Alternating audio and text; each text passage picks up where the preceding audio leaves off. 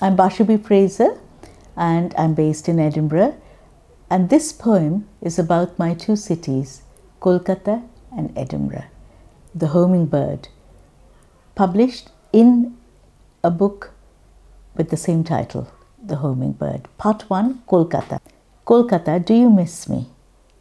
As your 11 million surged to 16, did your avenues and alleys, crossings, turn every corner, scour the pavements and follow the mounting skyline looking for me?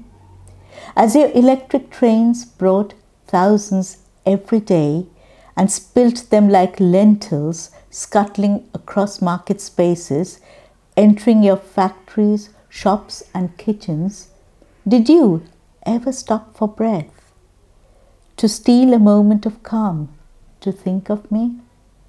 Do you remember my little face caressed by the trellis of your balconies, entranced by the spouting fountain of your 6 o'clock hydrants?